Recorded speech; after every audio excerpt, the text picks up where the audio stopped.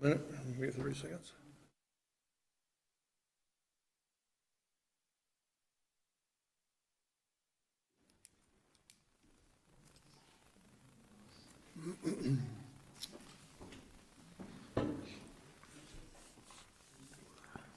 All right.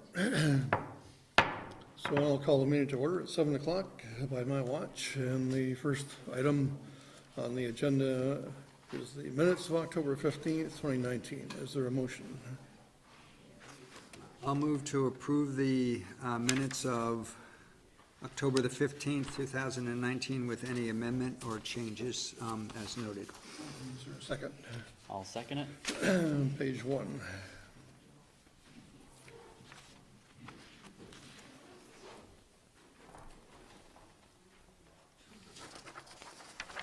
Page 2. One suggested addition under number 6, public hearing bylaw amendment, transportation impact fee. It's the sentence, actually it's the first sentence, pretty much the only sentence in the first paragraph. The last part, it says, explain that the amendment increased the fee to, and the 1943 per trip. And I wonder if we should add what it was previous to, from, and I don't remember the amount, to the 750 is what I call it, but something Okay, like that. yeah. But yes, whatever the number was, that's. Okay, good, thank you.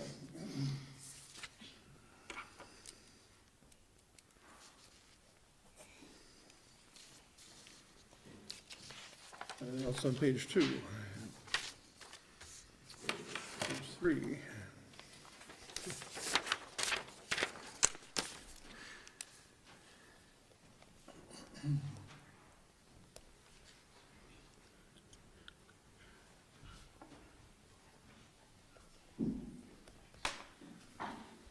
Hearing no further comments or corrections, all those in favor of approving the minutes of October 15th, 2019 as amended, say aye. Aye. Aye. And there's none opposed, so we have that. We come to the time of public comment. If anyone in the audience has any comment to make on any issue that's either on the agenda or not, this is your opportunity to do so. This is the agenda for tonight? Pardon me? This is the previous agenda or tonight's agenda? The tonight's agenda is, hopefully you have a copy of that. I do have a copy. And if you wish to make any comments, unless you want, if you have something that's on the agenda you wish to speak on now or later on, it's fine. I can speak now. Okay, if you just identify yourself. I'm Joshua Parker. I live up in Meadow Ridge there, and I just was kind of shocked when I heard about the possibility of having Mud Pond closed to bikers. So that's why I'm here. I'm a member of the Fellowship of the Wheel, and that group has put many, many, many hours into maintaining those trails. And I personally have never seen any issues there. I've never, I imagine sometimes the parking along the road can get full, but I've never seen any problems. I've never seen anyone carrying on. I've never seen any alcohol or drugs. I've never seen any issues. And so I was pretty shocked when I saw the possibility of that being voted to be closed for bikers, and that's why I'm here tonight. Thanks. There is no recommendation from staff at this point, but we'll be talking about the recommendations that are coming forward from the staff on this later on in the evening. I think there's some other people that are here for that tonight, including my friend Jay here, who's actually from Burlington, but he's been into mountain biking recently, and that's why he came, because he enjoys the trail so much. And I think also that the tourism involved in mountain biking is bringing tourism to Williston, I would imagine, to go to Mud Pond Country Park to mountain bike all year now because of the fat biking, which is taken on. Will you be staying for the discussion later tonight? I can. I just Okay, didn't know because how it I can worked, save so- just a comment I have for then. Yeah, sure. Okay, good, but thank you. So we're going to talk about it at 8:05. If we can, Plus, Not exactly, but yes. Yeah. we have a 7:30 public hearing, so it depends on how long that Okay. lasts as to what we do. Thank you. Hopefully we'll be close to that.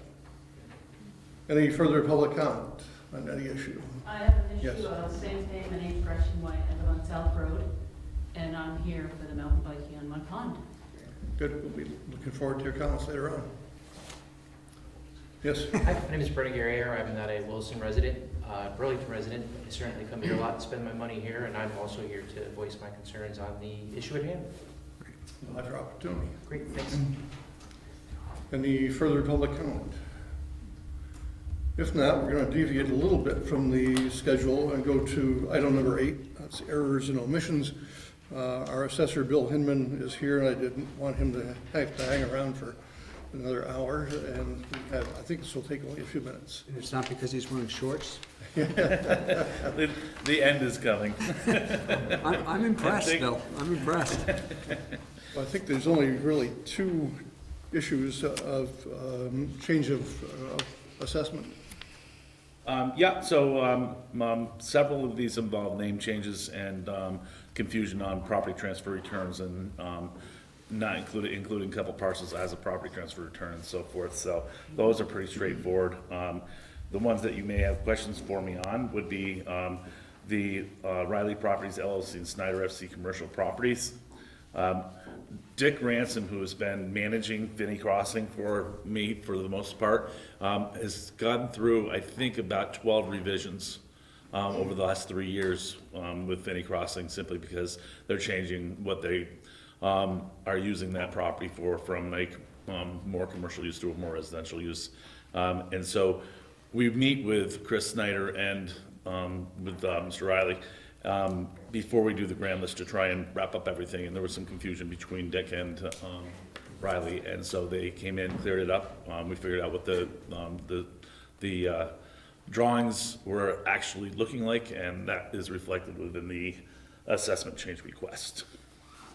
Bill, while we're on this, the term inactivate, Yes. what does that refer to or mean? So inactivating a parcel can mean several things, but most often it means that another parcel has been combined with another parcel. Say John Smith buys the adjacent parcel, and then it gets combined with his, so that original parcel ID needs to be preserved historically so we know it still exists, but it becomes inactive and non-taxable. Another more common one would be if you have a condominium development, and once that condominium development gets started up, you have a PUD, which means common land, and that common land becomes part of what people are purchasing in respect to their lots. So that would be another one that would become an inactive parcel because it's part of the other piece's rights. Yeah.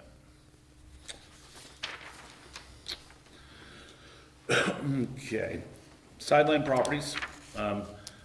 Sideline properties put in a solar array 2 years ago, started generating power about 16 to 18 months ago. They're required by law to file what's called a solar inventory form, and they never did. And we recognized that this summer, so we got in touch with Bill Dunn, who owns Sideline Properties, and he filled out the proper forms. And we went through what's called P-Solar, which is an internet site that we have access to evaluate that solar.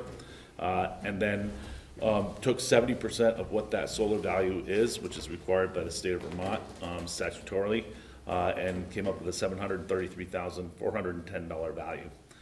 That is only taxable by the municipal. The taxes for education taxes are sent directly to the state through a 0.4 cent tax per kilowatt hour. So that helps us, but it doesn't do anything for our education grant list. And then I think probably the most, I don't want to say controversial, but erroneous error is we reappraised in 2003 utilizing an outside firm. We reappraised in 2008 doing statistical reval, and then we used a reval in 2016. The previous record to 2003 this property is on Hurricane Lane, by the way, I'm sorry, did not indicate a second floor on this property. This specific property owner came to light as a result of a Board of Civil Authority hearing where it was brought up that the assessment on this property was significantly less than what the owner of the appellant believed it was selling for. So we researched it, did an inspection of the property, and found that there were several errors with respect to the property. One of the errors was the second floor that was not accounted for as office space. The second, which is on me, was an administrative permit was issued approximately 7 years ago, which indicated interior renovations. Commonly, when I see interior renovations, it means moving some walls around. This was not the case, and it's my responsibility to take, that it was a $600,000 renovation, which changed several things. Number one, it changed the depreciation that was applicable with the property, because now the building acts much newer, and it changes the quality slightly. The quality of that building originally was assessed as an average quality building, but upon inspection, it was noted that the interior, lobby area, it was part of that major renovation, and so the quality of that building needed to be changed to an average plus, which is not a huge change, but it needs to be reflected. The other change that significantly impacted the value of this property was that originally, and again, this is pre my tenure here, that building was described as having metal siding. It has brick siding, and that is much more expensive, and as a result of those 4 different items, depreciation, quality, office space, and then the exterior cover, resulted in a significant change to this assessment that needs to be reflected in our 2019 grant list. Questions for Bill? Just one last, it's just a math, or make sure the math, the 2 inactivate were decreases in the grand list, while the other 2, the sideline and Terravet, were increases in the grand list. Correct. I want to make sure I got that correct. Okay. Correct. Okay, that's it, that's my only question. Any further questions? Good. If not, then a motion would be in order to authorize the corrections to be done. Let it rip, Jeff. Okay, let me find it first. Number 8. I'll move to approve the corrections to the 2019 grand list as proposed by the listers. Is there a second? I will second that. Is there any discussion on the motion? Hearing none, all those in favor of the motion say aye. Aye. And there are none opposed. We'll move on then to, Just as a quick sideline, Terry, very quickly, 30 seconds. yes, We had a significant increase in our grant list this past year. I'm not sure if you were made aware of it. Yes. It was $40 million plus. That's the biggest increase we've ever seen in this town, non-reappraisal year. So we're hoping for something decent coming this year because there's still ongoing construction, but that was definitely a blip on the screen. Yep. thank you very much. Yeah, thank you. Thank you. Moving on to the health insurance plan renewal, Eric. Yep. So we're getting ready to work on health insurance for plan year 2020. So we've been working on this the last couple of months. This year, the town offered an association health plan to employees in 2019. We learned at the end of the summer that under federal regulation, association health plans could no longer be offered in 2020. Our 2019 plan was offered through Business Resource Services with Blue Cross Blue Shield as the plan carrier, as we've had for a number of years here. So we started working with Vermont League of Cities and Towns and Hickok and Boardman as a brokerage service to evaluate our health insurance options. We looked at plans on the exchange for Blue Cross Blue Shield and MVP Healthcare. We also looked at options for level funded self-insurance that were ultimately not quoted based on our group. And we also obtained a quote from this new Blue Cross Blue Shield captive insurance cell. So our fire and police union contracts state the town can change its health insurance offering to a comparable plan. And just as a kind of a global view at our plan structure, the monthly premium is split 88% covered by the town and 12% by union members. And that's 90% by the town and 10% for non-union members for the premium costs. We also have a high deductible plan, and the town pays the first dollar towards the deductible using a health reimbursement arrangement or HRA, and the employee pays the last dollar towards the deductible after the town's contribution is met. So we looked at these 3 options. The first one we threw out rather quickly was the captive cell option, which was quoted at an increase of $327,000 to the town's premium cost for next year, or 40% increase. We looked at a Blue Cross Blue Shield plan on the exchange that was close to our current coverage, but we determined it wasn't a comparable plan. The deductibles had increased, $500 and $1,000, $500 for a single group and $1,000 for a two-person or family plan. And those additional last dollar costs, we would have the employee pick those up. In addition, the premium increase was $140,000 as compared to this year. So the plan we're taking for recommendation tonight is an MVP healthcare plan. It's the Gold 3 HDHP plan, still a high deductible plan option that follows our current structure. The premium cost of the increase would be about $93,000 or 15% as compared to 2019. And the overall deductible is slightly lower, $50 less for a single plan, $100 less for a two-person or family plan.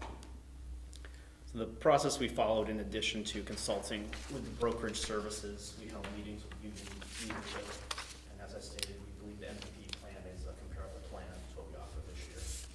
The network coverage as compared to Blue Cross Blue Shield with MVP Healthcare is about 97% overlap that, according to our broker. We also offered meetings for staff with MVP Healthcare representative a couple weeks ago. I also videotaped those in case staff wanted to watch who weren't able to attend those meetings. Left this open to hear about their service and staff to ask questions and to follow up if they had additional questions to bring forward to the manager's office. And I spoke with other towns that have used MVP Healthcare to get an employer perspective. They all had good reviews. MVP also offers a $600 in wellness awards, which is an addition to what we offer right now. So that's a change to the good. I've provided in your packet a number of materials with more numbers involved. I'll kind of stop there, and if the board has specific questions, I'm happy to follow up. Questions for Eric? No, the memo was good, very very explanatory. I appreciate that. The only question I had was not so much about the plans themselves, but that difference in the amount the town pays, the premium, the 88% versus the 90%, and if that's at all an issue. In other words, are we going to be working with those numbers down the road? I'm not sure what you mean by work. Well, the staff that are in a union pay 88%. The staff that aren't in a union pay 90%.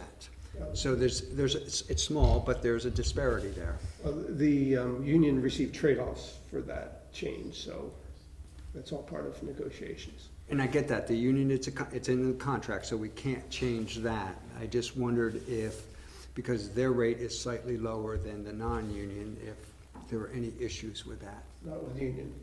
No, okay, not with the union. And I'm sure the non-union employees appreciate the difference at this point. But that may change. We may seek to increase that, but we would also probably seek to get a trade-off for them as well. Okay, all right, good. Any further questions? It seems like the worst of or the best of the worst situations that we can do at this point, so. Yeah, it's an issue all employers are looking at right now, Yeah. these costs. The part I find challenging is, it seems like it may not be every year, but it seems like often we're in this boat. You know, the option we had last year for some reason is either not available, which I don't understand in this case, but so be it, or its price is going up so much, we have to, again, go back and look at what is the best option. And I mean, there's nothing you can do about that. I get that, I appreciate it, but it is also somewhat frustrating. It's like, why can't we stick with something for at least a while?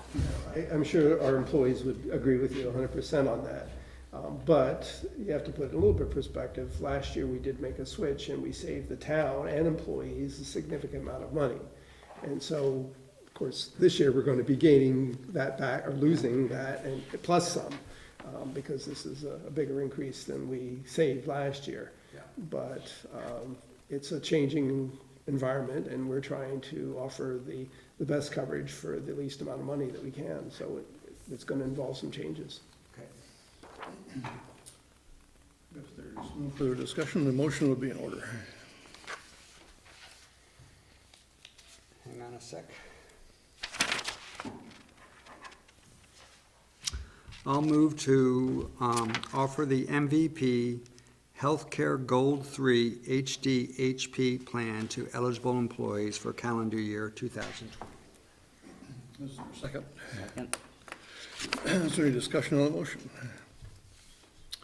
Hearing none. All those in favor of the motion say aye. Aye. Any opposed? So we're moving on to item number 5, the Vermont Municipal Employees Retirement System Plan, and considering a change. Eric, you were talking about that as well, I believe. So it was recently brought to our attention, there's a disparity between retirement options for police and fire unionized staff and police and fire department leadership. So the town offers all regular staff who work at least 24 hours a week retirement through the Vermont Municipal Employees Retirement System, or VEMRS. The town participates in VEMR's defined benefit plan, groups B and C. This is a pension-based plan, and also a defined contribution plan. So in the police union contract, union members have the option of enrolling in VEMR's Group C, that was effective July of 2018, by moving from Group B where they were before. And all new police union hires after July 1st of 2018 are placed in this Group C. According to the fire contract, fire union members hired after July 1st, 2012 have the option of enrolling in VEMR's Group C or the defined contribution plan. And the defined contribution plan is more of a traditional match. I think it's about 5% from the employee, 5% from the employer, and it's not a pension-based plan. So between VEMR's Group B and Group C, I provided a chart in your packet as well. There's different benefits, different formulas for the pension benefit. Another significant difference between the two is the retirement age is age 55 in Group C and age 62 in Group B. And every employee's situation is different depending what they want to do and what they want to take advantage of. And you'll see between these two groups, the employee and the employer contribution into them is also different. So the reason we're looking at behind this policy change is this differing retirement vehicle for employees in a union and also their supervisory counterpart. And trying to think, you want to have a supervisor have at least the same type of benefit that those employees they're supervising are offered, is kind of the school of thought behind this. So procedurally with VEMRS, we would be asking the board tonight to create this new VEMRS C subgroup, and this would be only applicable to leadership positions in our public safety departments. So currently it would be the police chief, the police lieutenant, the fire chief, and the future fire second in command position. Future leadership positions out of these departments that fit this criteria for VEMRS C would be eligible as well, as long as they're certified public safety personnel classified as exempt, they're non-union represented positions. So the rest of the town's non-represented VEMR's eligible staff would maintain in Group B is what they're offered currently. So this just makes a small subgroup based on this situation. So what we would do if the board authorized the creation of this VEMRS C subgroup, there's a resolution in your packet, we'd ask for adoption. I provide this to VEMRS. We have to get that to any employee that would want to switch would need to let VEMRS know by December 31st. And this would be in effect as of the new fiscal year on July 1st, 2020 is their process. So I've also included some examples in your memo, but I won't get into the details too much beyond what I already probably given too much here already, but I'll just open it up for questions from the board. Thank you. Questions for Eric on the proposal? Well, first of all, looking at the chart gave me a bit of a headache. I mean, there's just a lot of information in there and a lot of, to be honest with you, it's a little difficult for me to figure out, you know, how the different plans compare. So I'm going to rely a lot on you. The only real question I have is, is there any reason to, what is the reason for calling it a subgroup versus a group, you know, Group C? That's the only part of this, not the only part, obviously I had other parts that confused me, but that's sort of a piece that's confusing me.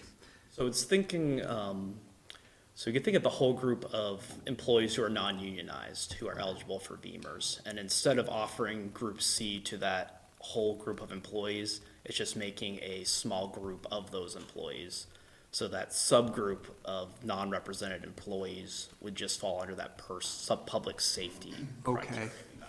Okay, so, all right, that makes sense. So these are non-union, a subgroup of the non-union town employees who are eligible for Group C because the people they supervise are eligible for, the union folks they supervise are eligible for Group C. Yep. Okay. And currently, they would only be eligible for Group B, so. it's- Okay. Okay, To put it into perspective, we recently promoted an individual who had the benefit of being in Group C. And Yep, I that can- individual got kicked out of Group C. I can see the, yes, to Group B, when they, and had he known that, yeah, I don't know if he would have accepted the promotion or not. Because it's already, even, we have, that's not the only problem we have, because when we promote someone who's part of a union, they're used to getting overtime. And when they're exempt, non-union, then they don't get overtime, and so there's that issue too. But okay, there's some trade-offs on, Yeah. and benefits, obviously, for someone getting the promotion, but that is, those are factors that they have to evaluate and as part of their equation in deciding whether or not to accept the promotion. okay. And we're just trying to take one of the factors away. Any further questions for Eric? Again, a motion would be in order at this time. I'll move to adopt the resolution establishing a new employee subgroup for Vermont Municipal Employees Retirement System Group C as presented. Is there a second? I'll second. Is there any discussion on the motion? Hearing none, all those in favor of the motion say aye. Aye. Aye, and there is no opposition. We have a copy of the resolution. Okay.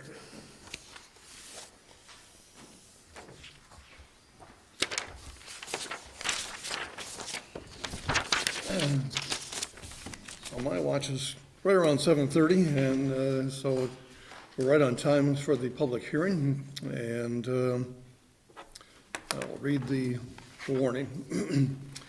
Under the authority of 17 VSA, Section 2645, Williston Selectboard will hold a public hearing to receive public comment on proposed amendments to the Williston Town Charter. The hearing will be held on Tuesday, November 5th, 2019, at 7:30 PM at the Town Hall Meeting Room located at 7900 Williston Road. This is the first of two public hearings required under state law before the amendments can be considered by Australian ballot at town meeting. I won't read the rest of it, but I'll ask Eric to give a brief overview of the three things that we're looking to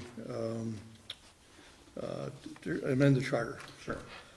So I'll start out looking at, it's in Article 2B, and it has to do with self-governance. So we've talked about this a little bit previously. So we would look that the change in our charter would state that any charter provision approved for any other municipality may be adopted by a majority vote of the folks in town as a charter provision in the town of Williston Charter without the need to return to the legislature for approval. So if another town has approved something in their charter by a vote of the people of Williston, that could be part of Williston's charter. The second piece, having to do with governance of the library. As we went through the library director hiring process this fall, and we were also looking at the charter, a couple areas came up for consideration. One was defining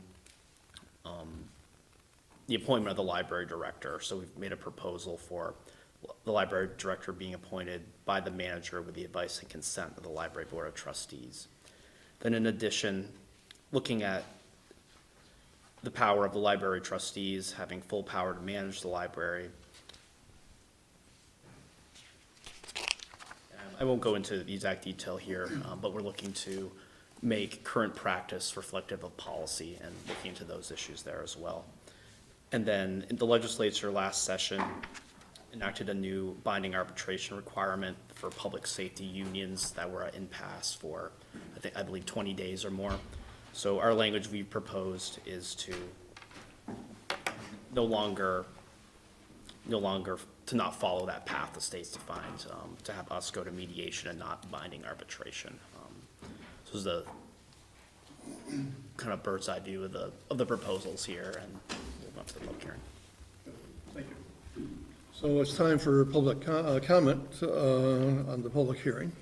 And I know that a number of folks from the library board are here. And I presume, Steve, you want to speak on behalf of the board? Yes, thank you. Thank you for the letter. Absolutely. I don't have a lot to offer beyond the letter, but we all decided to come and answer any questions you may have in regards to that letter. But in outlining, we had a long discussion at our board meeting and thinking about the role of the library trustees and the fact that the library trustees are an elected body by the citizens of the town of Williston. You know, what our duties are as defined by state statute and how that's reflected in the town charter. So as a board, we do support section 16 for the hiring process of the library director, understanding that the advise and consent clause means that ultimately the board holds that final veto power on the appointment of the library director. In section 14, the language that is proposed for that section is taken directly from state statute. The only piece that is not in there is to manage the library, which is a phrase that is within the state statute and not within the proposed language. So the Board of Trustees feel that that should be included and then reflect that that section is stating state statute as it applies to libraries. So we do understand that that still provides a gray area as to what manage the library means, but we do feel that that is ultimately our role under state law, and we can work with the town manager to define roles within that. So I went to my old dictionary to look up the meaning of manage, and it doesn't say much. So I can understand the problems that you are talking about. So I know that I know you've had conversations with Rick about this concept as well as the definition and things like that. Anybody else wishes to talk about anything for the charter amendments? Hearing Rick. Well, I don't know whether to bring it up now or under the next item. This is the public hearing portion, so perhaps I should bring it up a little bit later. If there's no other public comment, we'll close the public hearing, and then we'll have a discussion that can include people in the audience as well. So a motion to close the public hearing is in order. So moved. Is there a second? Yeah, second. All those in favor of the motion to close the public hearing, say aye. Aye. Aye. Any opposed? And we're now on to discussing the proposed charter changes. And members of the board, would you like to weigh in? Well, the first thing, this is not a question so much, I'm trying to understand how the library fits in the town.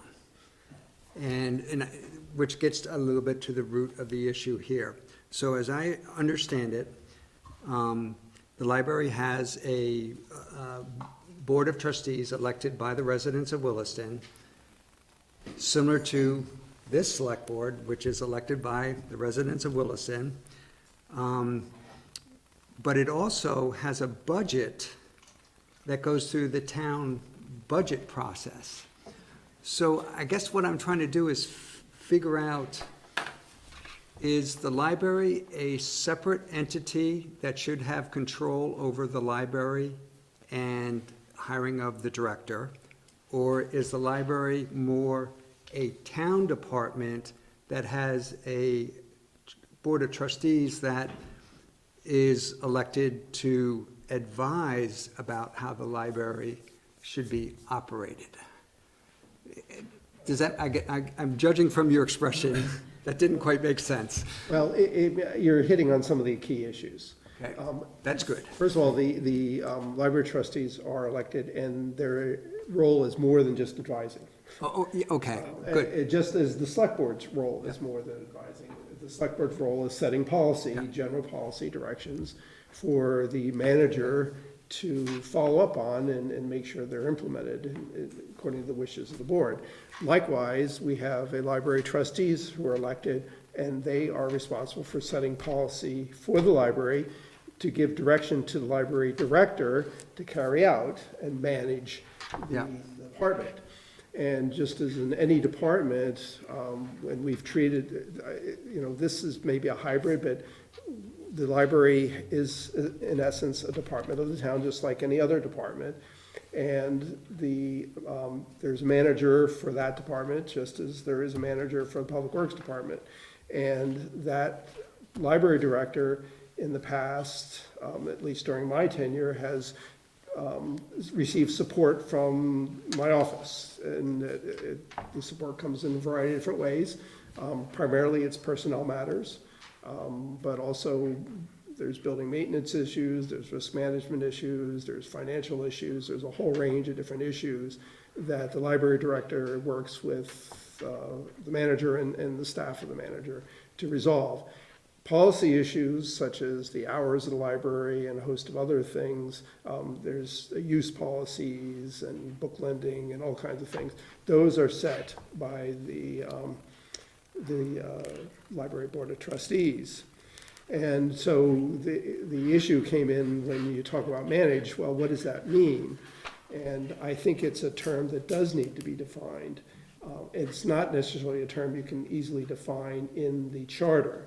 So what I've suggested is that we work together, we being staff, select board, and trustees, to try to define what that means. In other words, list the various issues that are policy items that we all agree on that are policy items.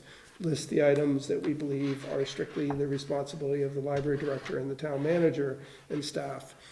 And then there's going to be some that may be gray and in between, and we need to identify those and define which way or how they're going to be handled. We've already taken one of them, which is the task of hiring the library director. We've kind of already reached an agreement, it sounds like, on that. But we haven't on some of these other issues. And so I think we have time between now and when, even before the second public hearing is scheduled, to work on that and hopefully reach an agreement. And then that agreement, as I envision it, would be an agreement between the select board and the library trustees. And it would provide direction for the manager and for the library director and for the trustees. One of the key pieces of this is that there is no conflict right now. We all pretty much agree that things are working well, which is good. But the next election could change the complexion of library trustees, or the manager could change. And so either one of those then creates or throws the balance off potentially. And so I think it's good now, since we don't have a conflict, to look at these issues and try to resolve them and put them down on a piece of paper. So that's what I'm hoping we'll be able to do, and then we'll be able to come back to the select board at some point with that. So that's kind of the matter that I discussed with the chair of the trustees. And I could just offer, you want me to come up? Or Sure, yeah. Libraries are an interesting institution in the state of Vermont, and the history goes way back. That's why there are separate statutes that govern libraries separately from town government. And so I believe it's VSA 22-143 is what governs libraries in the state. And it goes back to a concept that I'll say an earlier concept, but it still is very true today, about the freedom of information and the idea that a library is a place where all people from the town can go and gain information freely without having that restricted, and the idea of having that be separate from simply being run by, say, the select board directly to a library. That's the thinking behind the Vermont laws that are currently in place. It's a issue throughout the state, and it being addressed in numerous different ways by different municipalities. When those laws were put into effect, many towns didn't have a town manager. Probably no towns had a town manager. But everybody wanted a library, or the state felt it was important that towns have libraries. And so the boards were set up as independent bodies to manage that. Now that we have a town manager, we need to figure out how that works from a management standpoint, while still in the spirit of why libraries are meant to be independent. Okay, good, thank you. Very helpful. So the concept with the managed, or a different term, the library, seems to come down to, could the Board of Trustees and the Select Board come to an agreement in a time frame that makes sense in terms of adopting the town plan?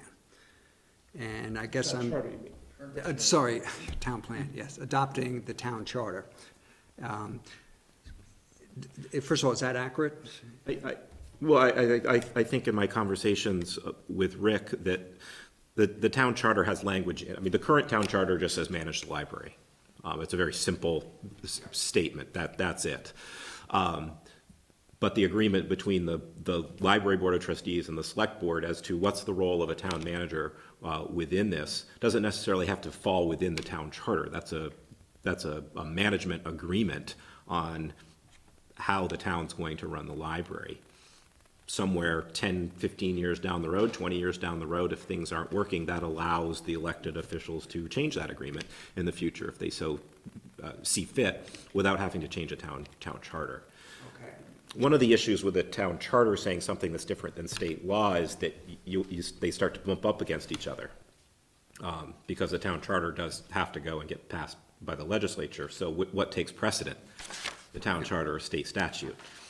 Both end up being state statute. So that's a sticky question right there. So we avoid it if we simply just state the state statute. So I guess, I mean, Rick, it sounds like you're saying you'd rather not live with, I say you, town staff, would rather not live with the word "to manage the library" in the charter moving forward. Well, as part of the library trustees' authority, that's correct. Because that effectively changes the way we're currently doing things. But, like I said, I think that term needs to be defined, because Yes. no one's gonna feel comfortable without defining that. And as Steve said, it's best done not as part of the charter, but outside. Right, I guess. And it's best done before we vote on the Yeah. charter, I would think. I guess the core issue for me is, as long as there's the anticipation that the trustees and the select board, and obviously having staff have a ton of input, we agree that we're gonna define what manage means down the road. I'm not too worried about what it says in the charter. You know, yes, down the road, maybe we'll never come to an agreement. That's a risk that's there, but hopefully two reasonable boards can, I'm not saying we're reasonable, but hopefully we can come to an agreement. Am I saying anything odd, weird? I agree. Okay. So I guess what I'm expressing is I'm okay with keeping "to manage the library" as opposed to what's been so far in the town charter. That's me. I don't know how others feel. I think we need to see where the discussions lead for Okay. the agreement as to whether or not we need that wording in our proposal or not. And it may be under the terms of the agreement that we come up with to look at in another few weeks down the road, that we'll come up with some better language than we have proposed right now. So we're willing to have, certainly absolutely have those conversations. Our feedback was just that state law should be represented in the Okay. statement. I mean, I look at that in a couple of weeks as a relatively short amount of time. We do have longer than a couple weeks. Okay. We have a couple of months, actually, so. I'm just thinking of a noise ordinance that we've been working on for, That's still to come. okay. But yes, because we have two very reasonable boards, I assume we can very quickly come to agreement. So let's move to 16H3J. What I read in your letter is the trustees want to retain the ultimate decision over the hiring of the library director. And is that what I'm reading correctly in your letter? Yes, we agree with the language that is proposed. Oh, okay. We believe that the terminology that is proposed, advise and consent, does give us that ultimate decision. And you're good. I'm sorry, then I misinterpreted. I thought what was before us argued that the town manager retained that, but no. We propose that language because that reflects the way it's been working. And that makes total, okay, great, perfect, yeah. Not perfect, but, you know, we can move ahead. It's defining practice is wonderful. Other questions? I agree. If we can keep this, anything out of the hands of the legislature, we're in better shape than being there. And I'm glad you brought that up, because my one question about the process, the process once the town votes on it, let's say the town voters approve the charter and it gets sent to legislature, and I'm reading the notice of public hearing tonight where it talks about without the need to return to legislature for approval. What are the... Different matter entirely. Oh, yes, I get that, but I'm just wondering, what are the chances that legislature, we just don't know? Okay. Well, I don't think there's much of a chance, but I could be wrong. Okay. Terry would be able to give us a better opinion, I think. So there's no harm in trying type thing? Okay. Exactly. The whole issue is local control, and Oh, I get that. municipalities across the state feel that they're gradually losing more and more local control of the state. And in fact, you look across the state, and Vermont does, the state does have a far more amount of control over things than most other states. Okay. And, we're hoping to make a slight turn in the tide and try to regain some of our local The control. revolution starts in Williston. I think you'll see this appear in a number of charter changes for other towns as well. We'll see what happens to it. Okay, all right, good, thank you. If there are no more comments regarding the charter changes, we can go on, but I don't see Melinda here yet. It's not quite the 05, but next two things are both hers to talk about. So we've got perhaps 15 minutes. Let's talk about the assistant manager position under number 11.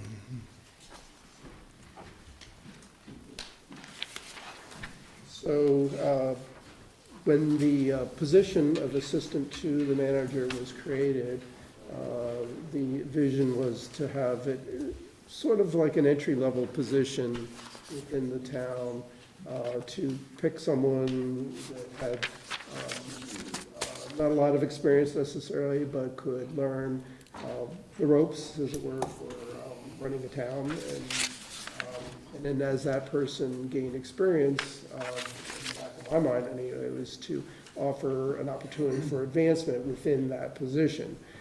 We have other positions in town where we've offered that. A good example is in the planning department. We start someone off as a planner, and after a couple of years, they gain experience, they're successful in the position, then we have the opportunity to promote them to senior planner. So it's just a way of maybe retaining someone a little bit longer than you might otherwise retain them. If they're just learning the position and that's all, there's no movement or no opportunity for advancement, then they're going to be looking for another position so they can advance themselves. So the logical step was to offer this as an opportunity for the assistant to the manager. In order to do that, you have to provide some supervisory responsibility, which the position currently does not have. And so what I'm planning to do, if this is approved by the select board, because I'm basically asking to create a new position. My plan is to have the person that's in this position supervise the departments of planning, library, and recreation and parks. Those are three of our, I don't want to say less important departments, but smaller departments is maybe the best term for that. And so that would provide the incumbent with some supervisory responsibilities along with the other list of responsibilities that they already have in that position. And so that's my recommendation that the board accept this recommendation to create this new position of assistant town manager as an opportunity for advancement for the person holding the position of assistant to the manager. So some of the or at least one of the duties is to continue on with the IT part of it and manage the website as I look at the description, which has certainly been improved over the last couple of years. The IT function has actually become increasingly important because of cybersecurity concerns. We are stepping up our game. There's a lot more we can be doing, but we certainly are stepping up our game on that front. Questions from the board?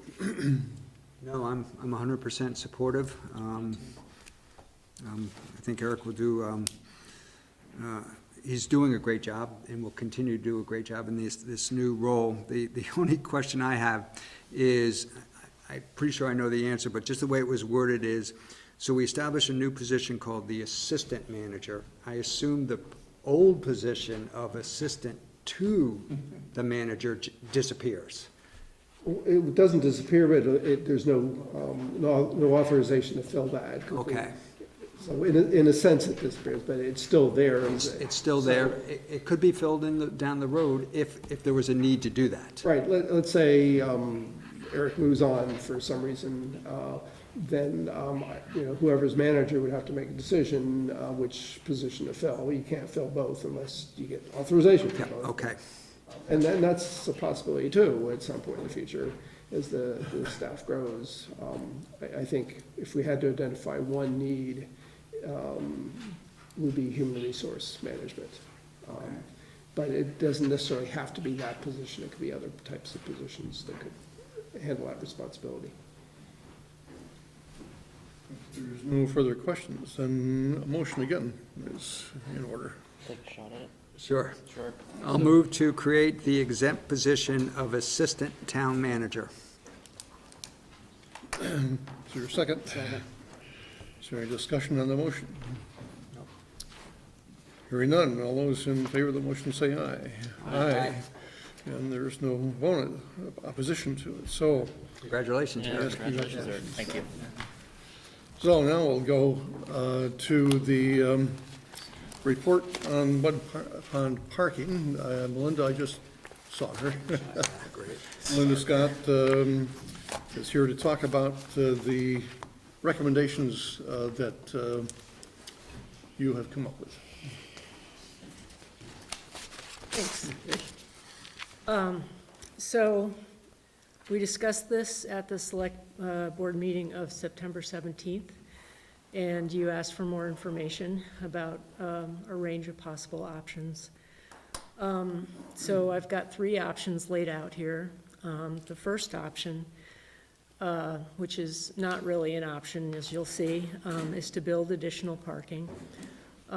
This has been investigated thoroughly a few years ago, and it's simply not feasible to build additional parking near the Mud Pond Country Park for all the reasons that I've stated in my memo. And option number two is, if you think that mountain biking is the source of the conflict here, you can consider removing it as a use in the Mud Pond Country Park. Staff's not recommending that option, again, for a number of reasons that are stated in the memo. And then finally, there's the third option, to continue our current management practices. And that is, that's the option that staff's recommending, just to continue to monitor usage and manage impacts to the best of our ability. We have a number of publicly accessible parks. They all have some impacts to neighboring properties, and, you know, we do our best to try to manage those impacts. If you have any questions about the memo, I'm happy to answer. So, I think the best way to handle this is to ask Mr. Simon to weigh in regarding the recommendations, and then ask the board for your questions and comments, then go to the audience. Okay. Mr. Simon? Well, basically, you know, I need help here. This has drastically changed my life. I've gone from peace and quiet to never having peace and quiet. I don't know what to say. I mean, I'm here to get help, and, you know, all I can say is it very much has impacted my life and my wife's life. Just like not getting enough sleep is not good for you, not having peace and quiet is not good for you. I've had that for almost 30 years where I lived, and ever since the bike path has been built, and there was not I mean, I never heard of building a bike path or building any sort of facility and then not building a parking lot. And then to say to everyone, just go park on Mud Pond Road, means you just made that a parking lot. And you advertise that as a parking lot. And consequently, there are a lot of people who use it. And consequently, I hear human activity all the time. Like, it's rare that I could come out of my house or be in my house and not hear a parking lot. So, you know, I don't know what to say. I mean, to me, it's a horrible situation. To everyone else, you know, it's no big deal. Am I saying anyone's doing anything wrong? No. They're just doing what they do when you go out and you're having a good time and you're yelling to your friends and your radios are on and your cars are beeping and you're unloading and loading and, you know. So I hear everything like that. So my house that's what it's come down to. So for me, if I don't get any help, you know, I'm probably gonna move because I can't live like this. You know, I'm someone who really likes to have peace and quiet, which I've had all these years until the bike path was made. And on top of it, I feel like, you know, if that is the case, you've totally devalued my property. I mean, now who wants to, you know, one of the things I had going for that property is peace and quiet. Now someone who, if I move, someone to buy it is gonna go, oh yeah, let's move out to the woods. For what reason? To have live next to a parking lot? So, you know, I don't know what to say to you, but that's where it's at for me. You know, I would do anything you want me to do to help the situation. I don't know what to, you know, if you want me to make phone calls, I don't understand why it can't be built. I really don't. I can speak to that as chair of Conservation Commission. We've done a number of studies to try to understand the parking and traffic situation, to try to understand the options, and really the message from the state is that it's not feasible for a variety of issues, largely around ecological impacts and restrictions that are on the adjacent land. It's not that we don't want to do this, it's that we're constrained and we can't do it. So the option of building another parking lot in a different location, it's not on the table. It's just not feasible. And that's, you know, the opinion of professionals with state agencies. We have looked into it. It's simply not feasible, and the details of it are in the memo that Melinda prepared for you all. So questions or comments from the board regarding the recommendations?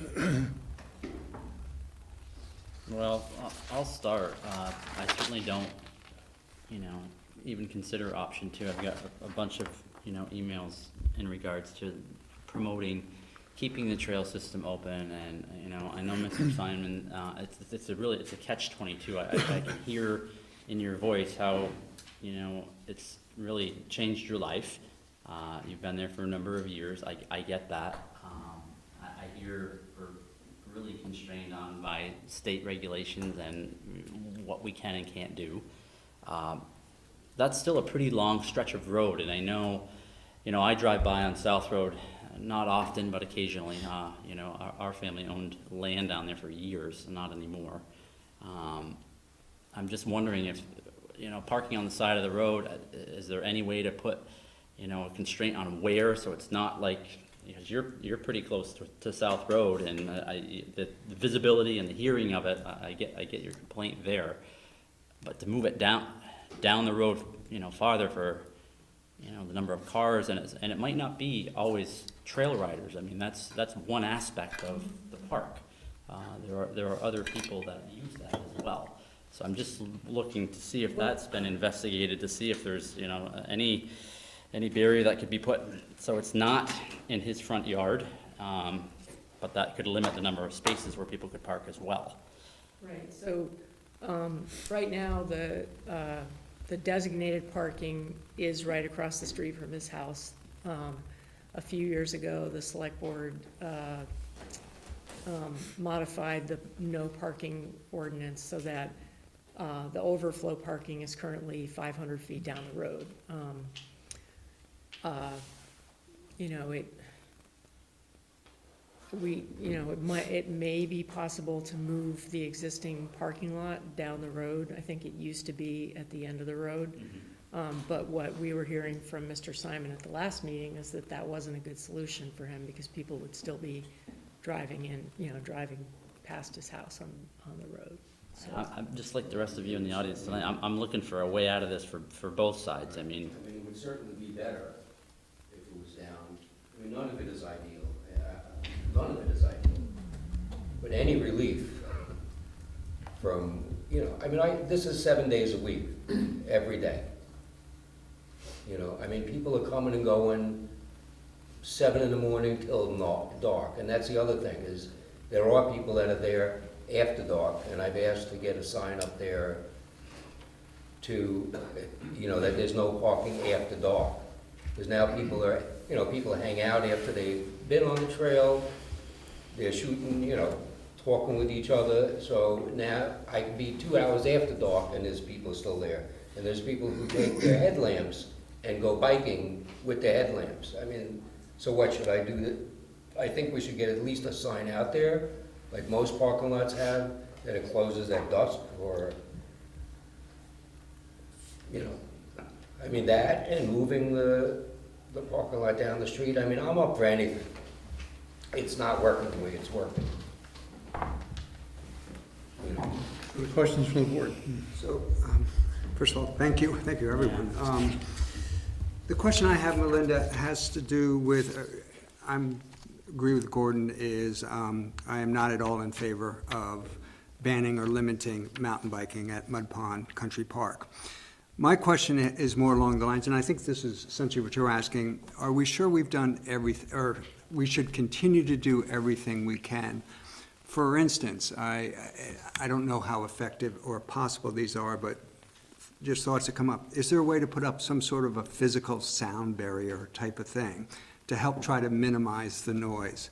Is it possible to work with Fellowship of the Wheel so that they could get the word out about what is the impact of their use of these trails on Williston residents? I think that's happened quite, just not to interrupt you, but I think that Fellowship putting the word out and really encouraging folks to be respectful and quiet has really happened quite a bit. Yeah.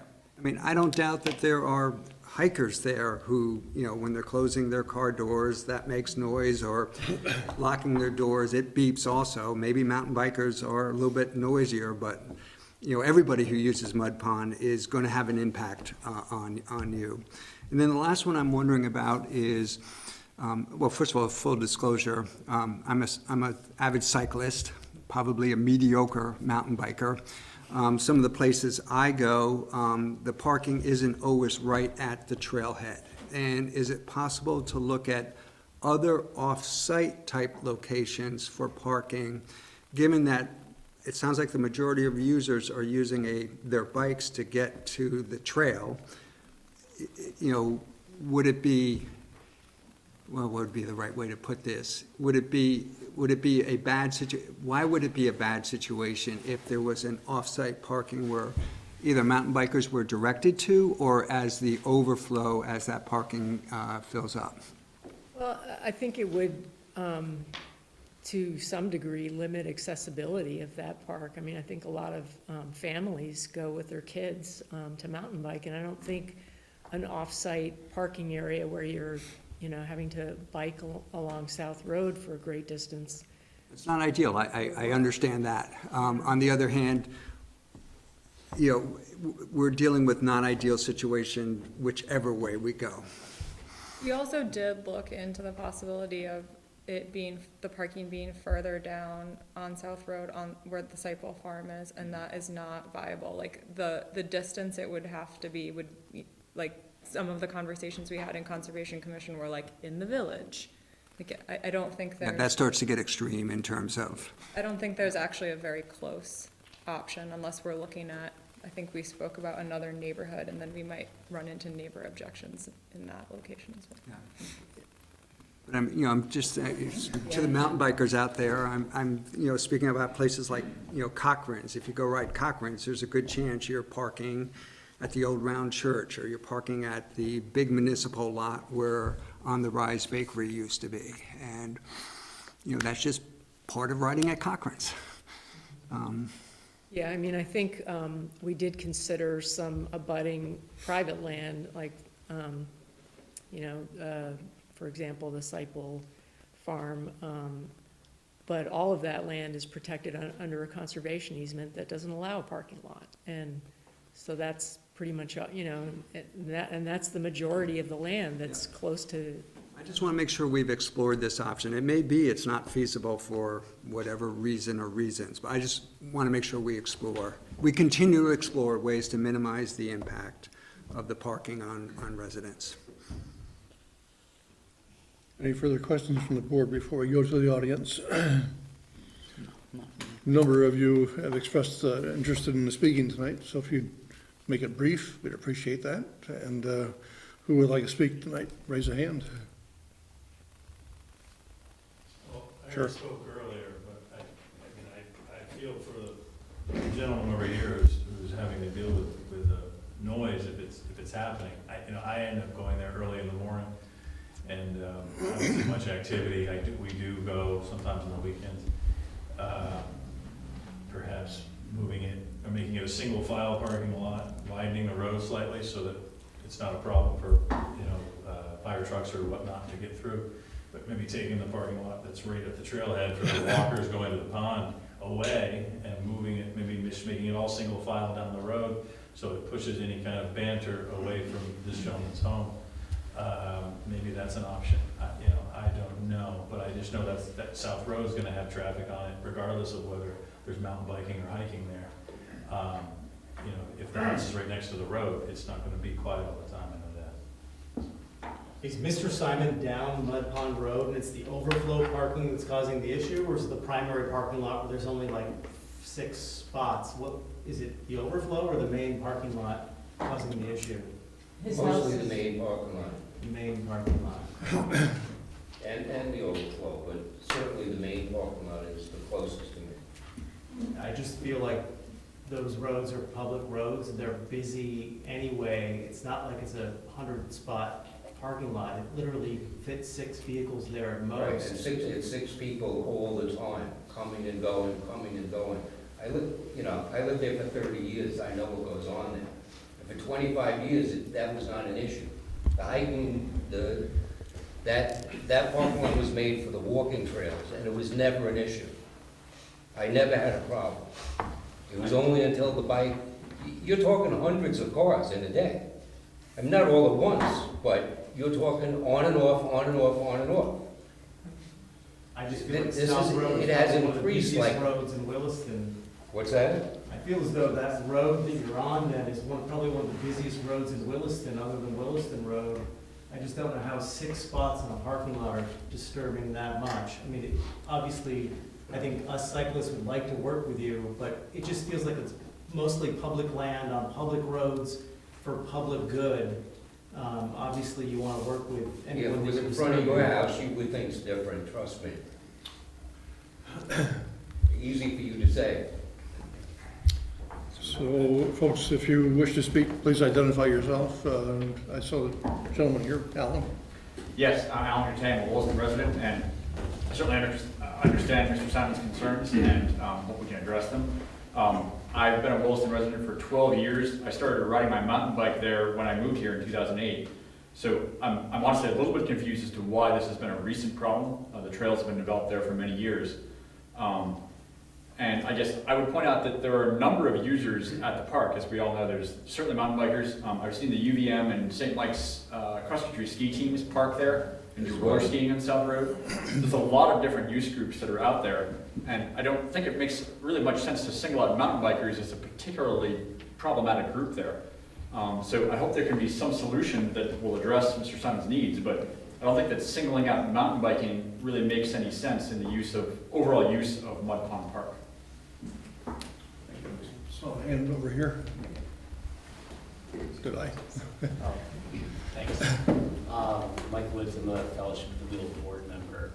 I think one of the big things that we can take away from this is just kind of like knowledge is power, and we certainly will continue to educate our membership about just the impact that recreation has in a residential area, and continue to ask for respectful use, and certainly just knowing that noise kind of coming and going to that trailhead is an issue. We can certainly ask our members to just be mindful of that as they're using the park.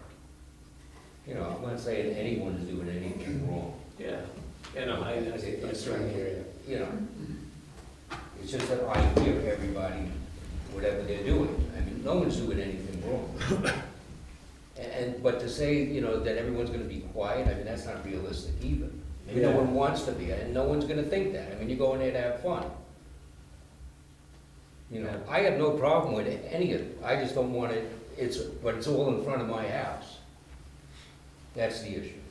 I got no issue with bikers, and of course, it's not all the mountain biking, but I'll say it's predominantly the mountain biking. And because there is no other parking lot, yes, I see UVM vans pull up and unload 10, 12 people at a time. I see St. Mike's doing the same thing. So I have all of that, I have all of you, I have all of, and then once in a while you have someone walking on the walking trail, which is what originally that parking lot was supposed to be for. Yes. I'm Celia Cardigan, a Williston resident. I just wanted to speak to the value of that land. I've grown up mountain biking in Williston. I started mountain biking when I was pretty little. And Mud Pond is a really valuable place to me because it's one of the places I've learned to love nature and love the outdoors. And it's a really important piece of land to this town because it's sort of, if you look at the other places we have to recreate, a lot of them are more developed. And Mud Pond is really one of those few kind of like wilderness type parks that we have in Williston. I think it's really valuable, and to our children and to the people who get to use that land, there's a lot of worth there to get to kind of get the experience of being in nature and have space that's quiet, like Mr. Simon was saying that his house is so important. It's, in the quiet space. That land is important because it's quiet and the users there get to have peace and quiet and recreate outdoors, which is a really important thing. Yes. Yeah. So this is just kind of a quick question. I know we brought it up. I don't want to rehash it, but I think what Jeff said about an overflow parking or a second parking down South Road, and I just want to confirm what you said, because I immediately started thinking of like the intersection of South and East. Remember where they changed the road? I mean, it's basically being used as a parking lot right there. I mean, the farm is just parking some farm equipment there. I mean, it's at least the size of the road one that's on the road we're talking about as a simple overflow, or asking mountain bikers to use that. Because again, I'm a mountain biker and you're biking anyways, presumably you can bike the 1 mile. I realize it's a mile, but you're biking anyways. So that'd be about a mile away or something like that. And then people would be parking on the road and then driving by the house, you know, going back and forth. Because it sounds like a lot of it is just the people who can't park in the 6 spots who have to come and go. So instead of doing that, they go down to that spot. Or it's, I'm just wondering, just to ask, is that a possibility looked at or something? Well, again, if I believe the spot you're talking about is on a property that has a conservation easement on it and wouldn't allow a parking lot. So they are parking farm equipment on it, but a parking lot is precluded. Let's just, you know, if there's something that we can find, great. There may not be. Yeah. Yes. Yeah, Peter Kenseth, Williston resident. I just wanted to talk again. I think that the comment of the public good is something that, you know, I'm sure the select board is mindful of, but you know, if you think about all the different use cases and user groups that take advantage of Mud Pond, I mountain bike there in the summer, I cross country ski there in the winter. You have hiking. The town has worked with Melinda to have those trails groomed in the winter for fat biking, but that's also a huge benefit for cross-country skiers. And the land is a really valuable resource, and I certainly appreciate the gentleman's concerns. You know, I live next to the bike path in Williston, and you know, certainly we have people biking, walking. You know, I can see people from my house walking down the path in the yard, and I realize it's not a like-to-like concern because you've been there for 30 years, and certainly the use of the land has changed. But I think taking a step back, the development of mountain biking is going to be a net positive for the state of Vermont. It's attracting, you know, interest in a new recreational activity, and you know, being part of Fellowship of the Wheel, I think, speaking for mountain bikers in general, you know, I'd just like to call out the trail hours that Fellowship of the Wheel logs at Mud Pond in terms of building the trails, maintaining the trails. That, you know, it's town land, but, you know, and Mike could probably speak more to it, but I know personally I log probably 7 hours clearing logs, cutting trees, you know, making the trails accessible. And I don't know if you could speak, Mike, you know, to how many hours have been logged in Mud Pond over the course of the year, but. I have that information here. Tom Cupper, President of the Fellowship of the Wheel Board of Directors. In 2018, we did a pretty extensive overhaul of the trails at Mud Pond with our full-time trail crew. So we logged 169 hours between 3 full paid trail crew members over the course of the 2018 season to overhaul the trails there. Some of that also included a pretty devastating windstorm event that happened there late in the season in the fall that rendered many of the trails there basically useless, with large swaths of trees just covering huge sections of trail, which took hours of chainsaw work to open those trails back up for the community. And all of the users were primarily a mountain bike centric organization. However, the trail work we do benefits hikers, dog walkers, cross-country skiers, everybody who uses the trails there. This past year in 2019, we logged over 102 hours, which is equivalent to almost $2,000 worth of labor on the trails.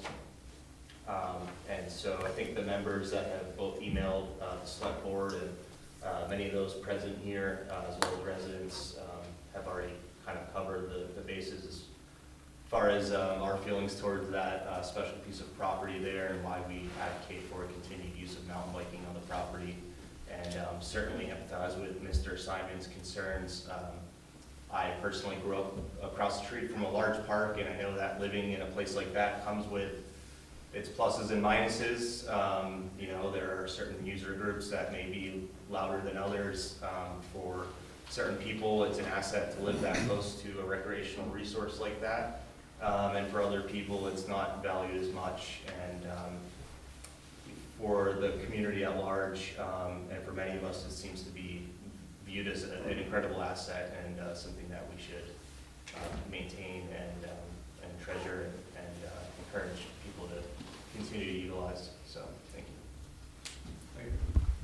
Anything else? Anybody else? Yes. Karen Bisbee, I actually live on South Road, and one of the reasons we purchased the house there was access to Mud Pond. So we see the traffic all the time, but it's kind of on the opposite side of the interest of the traffic. We like the accessibility. Thank you. Anyone else? Yes, the front row. Excuse me, my name is Hans Jenny, and I'm the founder of the fellowship and the original designer, builder of the Mud Pond mountain bike loop. And I just wanted to point out that that trail was built, I don't know the exact time, but it's been there a long time, probably close to 20 years. So I'm just curious as to why this is all of a sudden become a big issue. This has been an issue for more than a couple of years, but anyway, ladies behind. Issue for about 6 Yes. years. Yep. Hi, Laura Meyer, a residential area. I have a little thing to say, but everyone said it for me, so I'm just gonna reply to that. In fact, I didn't know where to park until it was kind of told to me through a person, because the signage was just so bad. It looked like a handmade sign that was about 2 feet off the ground. It'd be really, really helpful if the town put in some legit signage that really explained what to do when there are no spots in the main lot, et cetera. So it'd be nice to see that so people really know where to go with their cars. And this is anecdotal evidence on my part, but I've seen hikers from out of state just park right on the road where they're not supposed to hike, just because they didn't know, they didn't see the sign, because somebody who was actually legally parked in the lot was blocking that tiny sign. So that certainly would help things. I know signs are pretty easy to make and post, so just a thought. Can I just speak to that? Yeah, a few years ago, there were handmade signs. Since the parking ordinance was officially changed, the Department of Public Works went out and put several legitimate signs out there. So it's pretty clear. There's, several signs indicating where you should park. I still don't think it's really that clear, to be honest. And I've explained it to a lot of people and had to point it out to them, so it isn't that clear. I disagree. Any further comments before we call it quits for this subject tonight? Yes. So just to speak to what Hans was addressing, those trail systems have been there. My name is Bill Flack. I'm a trail user and I do a lot of volunteer work in the park. So those trails have been there for quite some time, and there's a lot of focus on the mountain bikers as a group and their use. My experience of that park is that it's very multi-user. There are quite a number of hikers, families are out there. There's Peter's a skidjorer. There's a lot of different use going on in that park. So I don't think eliminating a group solves a noise issue. I do think trying to do more to get that message across to the public would be beneficial. To say, hey, there's a noise sensitivity in this area, please be respectful of that. That would be helpful. I think one key ingredient that's missing, though, is the discussion is around, well, the mountain bike trails were put in and suddenly there's this big growth in usage and noise. Really, I think what we need to look at is the growth in our county in population. There are a lot more people in Chittenden County, and the pressure on every trail network in that regard, regardless of their usage, is increased. There's just no way around that. And so, I think what I'm saying is I don't think you solve the problem by eliminating a user group. You're still going to have users, and that creates noise. Thank you. Any last comments from anyone?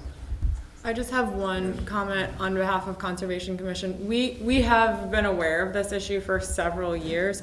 I think ever since I've been on the Conservation Commission, so 3+ years, and we have looked into it a number of different times.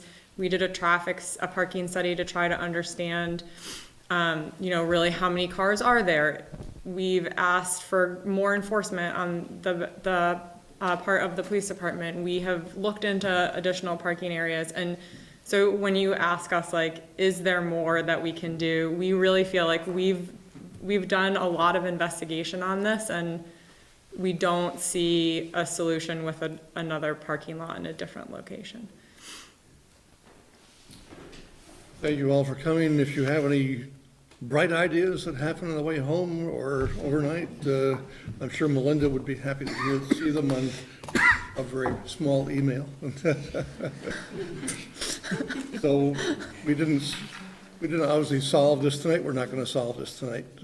Hopefully we'll have some good ideas to go forward with. I think we had a couple tonight to explore, and so thank you all for coming.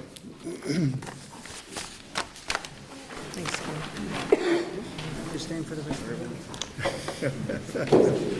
Okay. Oh, it is, yeah, it's makes sense. I also firmly believe in the one inconvenience person.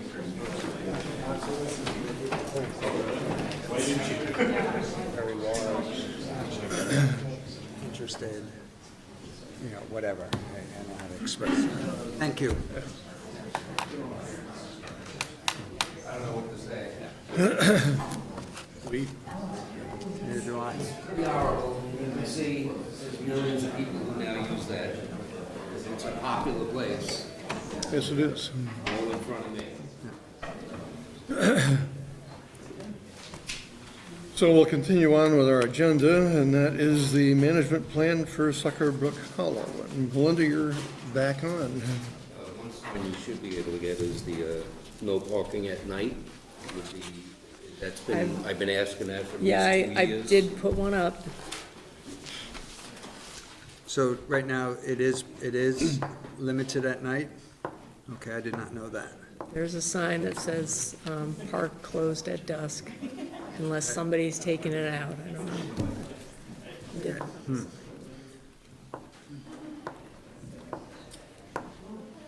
Okay, you're on.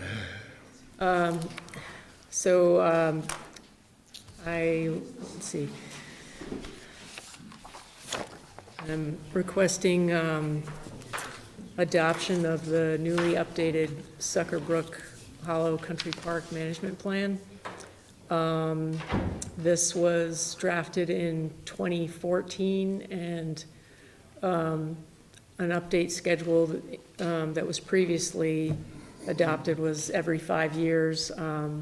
This plan changes that update schedule to every 10 years.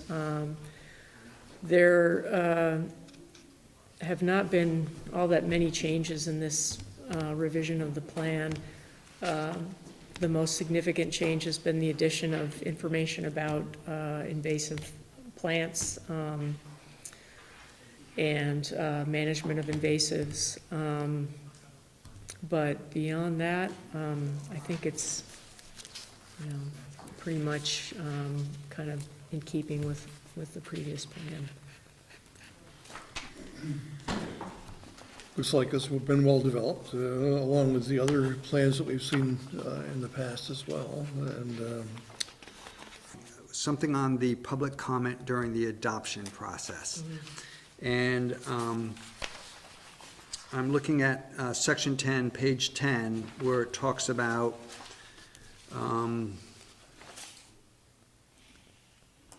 public comment on this plan will be taken part of the select board approval process. Notice should be given in the local newspapers. Copy of the plan should be available at town offices, that type of thing. Has that occurred? So I don't believe we put a notice in the newspaper. We did put a notice up on the town Facebook page, and we just had copies of the plan at the town offices and put it up on the website. How long has that been going on for, do you mind me asking? We put it up on the website end of August. Okay, so it's been up for quite a while. Okay, so I just want to make sure there's adequate the ability for the public to, know provide comment. And you feel that there absolutely has been?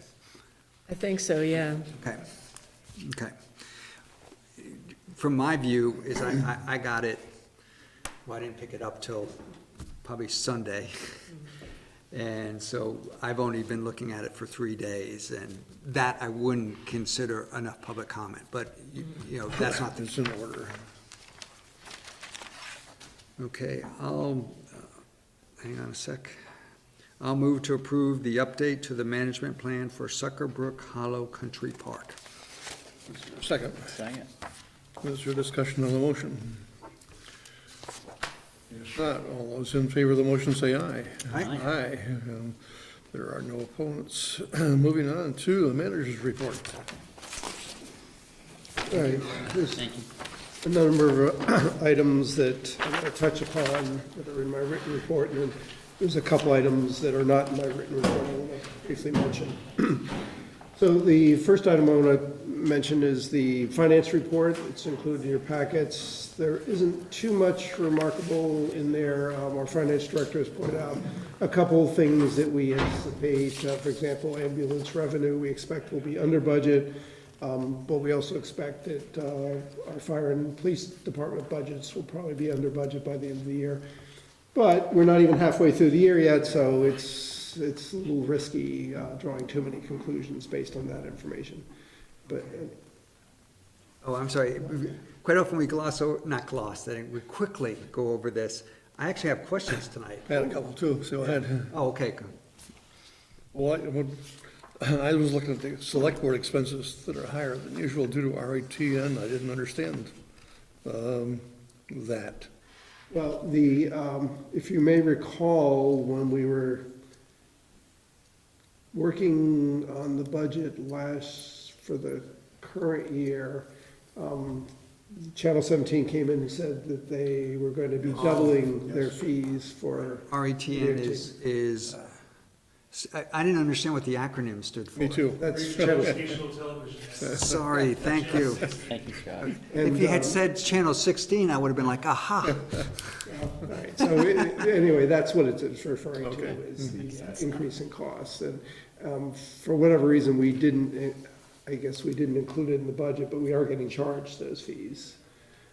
So there's been some concern among municipalities because by doubling the fees, that throws off the balance of, and so that may be looked at again. I know some towns are going to bring it up with the director of Channel 17, so it'll get revisited. But the fact of the matter is that in order to get the service we're getting, which is an excellent service, there has been some increase in cost. And Okay. so.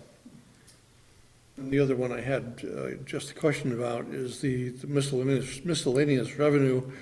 And it talks about the Verizon contract talks are stalled. Is this for the antennas at the brick church? Yes. Which Verizon has kind of gone silent on, and we've pushed them a couple times to try to get them moving on it. And I don't know. It's hard to predict when they're going to want to move forward with it. It's lost revenue for us, obviously, but it's also a safety concern because oddly enough, in the village here, these signals are not that strong, and it affects us. But more importantly, we have a school here that may rely on that for emergency communications. Rick, do they have any feedback on that? Because that's something even where, I mean, where I live, very high elevation for Williston, and we had very good coverage up until a couple of years ago, and then it's just been pretty horrific. Dropped calls, whatnot, and I've called and I won't say complained, but suggested that something is off or has in a storm got damaged, and they're like, no. But even driving through town here at the Four Corners, it just drops off completely. Well, yeah, it's definitely needed here. I don't know if that would affect your property down south of the interstate. No, but it just seems there's been a significant change in something. I can't speak to that. I just know that, and of course, what brought this up is the fact that we're not getting the revenue. But I mentioned that it's a concern for people getting service in the village, and it is I know it's been raised as a concern by the school because they're trying to develop emergency plans, and if they can't rely on cell communication as part of their plan, then they have to come up with a different mechanism. And we've tried to bring that to Verizon's attention. I know you've had the conversations with them about that. Yeah, I've brought up the concern, and I've been told it's kind of in this queue of project review, and then I had some indication that it might be working its way towards the front of the line, but it's been silent for 2 or 3 months now, so. Not a good sign, huh? Yeah. It's a hurry up and wait, or hurry up and may never happen type of thing, unfortunately, so. But we will keep pushing for that. So my first one, and this just shows my, it may be totally, I'm just not understanding. I'm on the very first sentence where it says, the attached September 30th, 2019 financial statement represents 25% of the fiscal year 21. Should that be fiscal year 20? Yes. 20, yeah. Yes. It's 21? No, fiscal year 20. I actually, wow, I'm impressed with myself. Then now that I'm on a roll, the second bullet under revenue highlights, it says the delinquent tax balance. And I didn't really understand what was meant by tax balance in this case. The delinquent tax balance.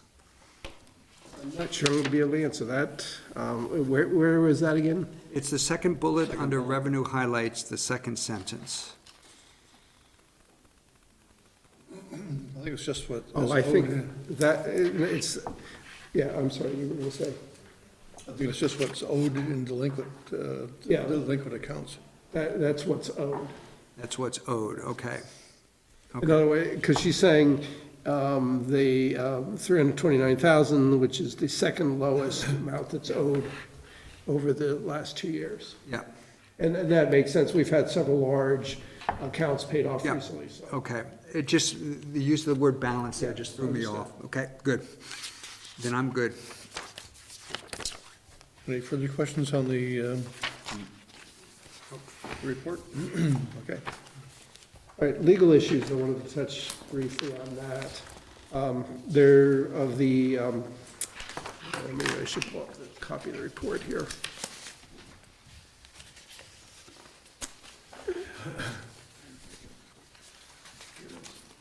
So we have 3 cases listed on this.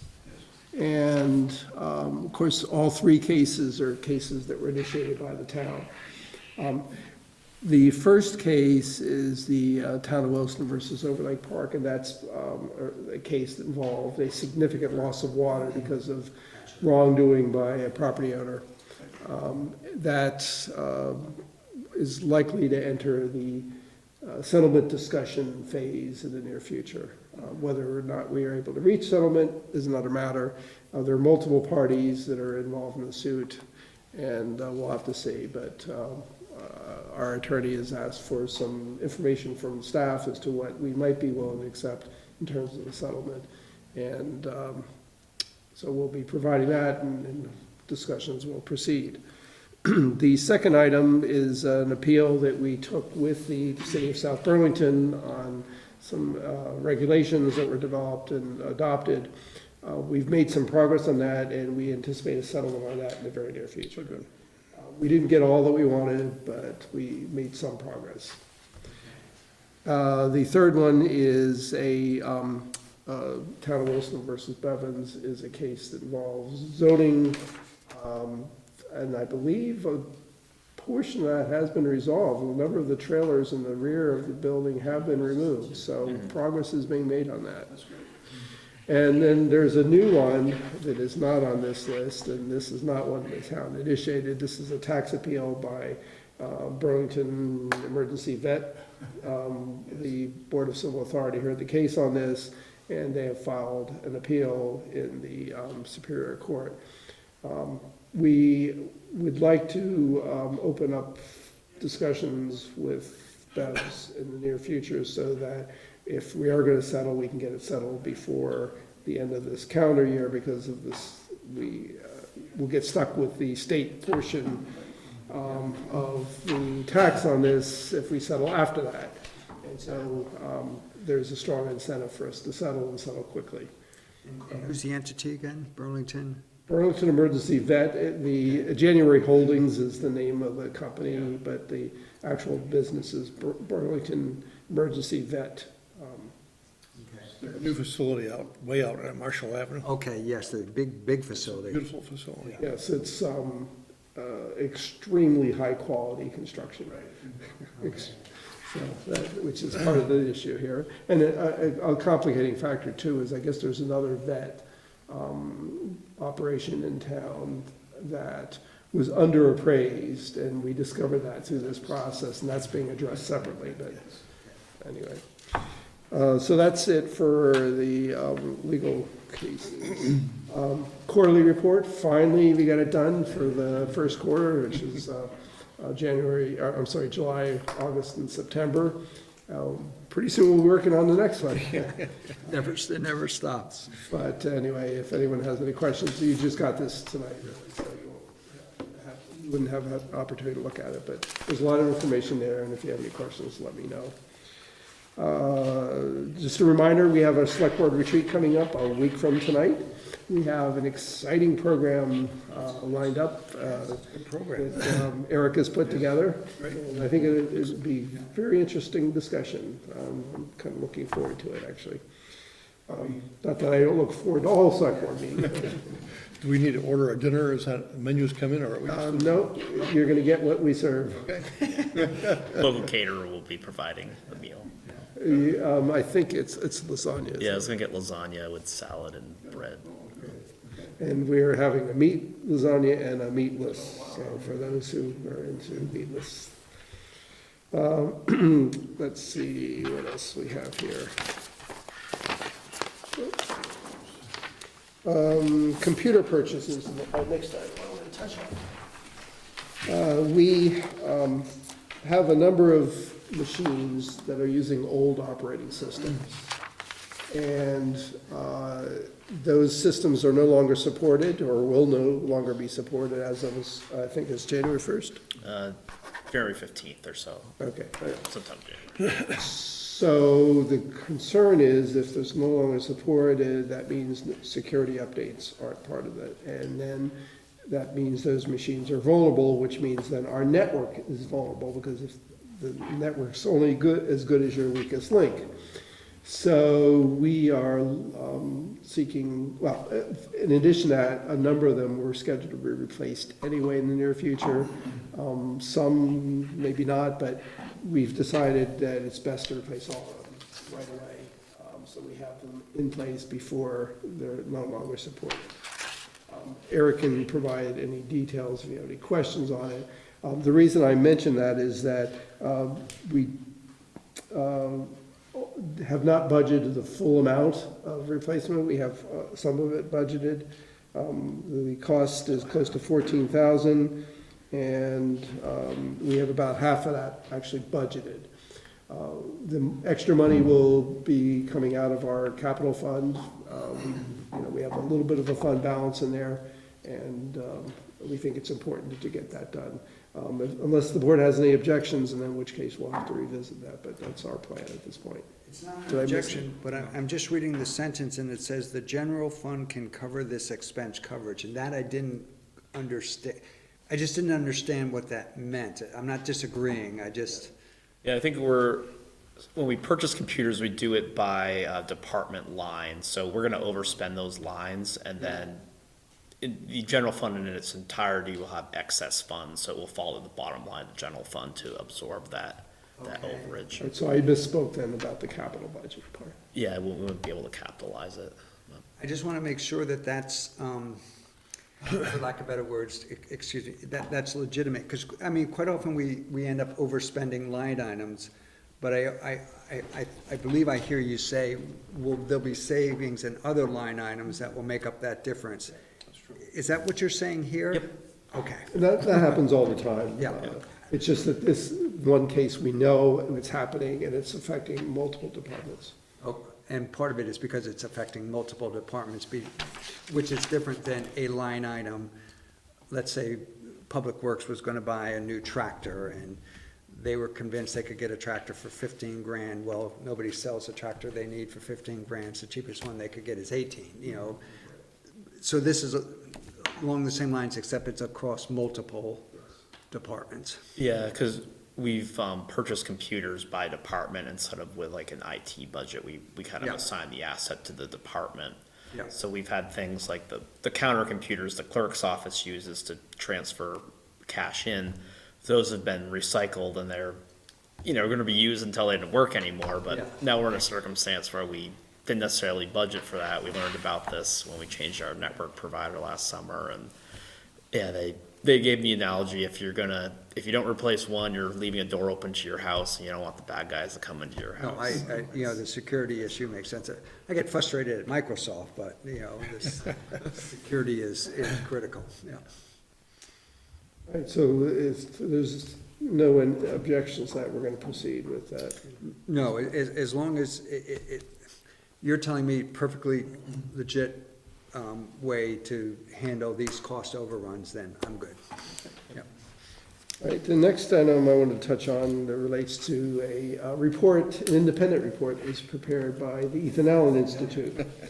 And they looked at, and I guess they had some concern about the fiscal health of communities across the state of Vermont. And they looked at the 30 most populous communities and developed a ranking system from 1 to 100, and 100 being the highest, best communities that have the strongest financial status compared to the other communities.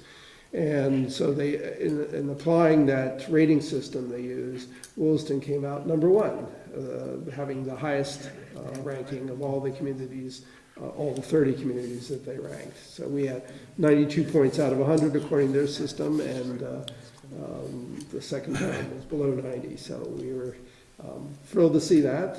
Kudos, to the town, and if I understand correctly, the Ethan Allen Institute is a relatively conservative Yes. entity. So, if anything, I don't know how to correctly put this. I mean, that strengthens their conclusions about the strength of our robustness of our, what would I say, fiscal health. Yeah.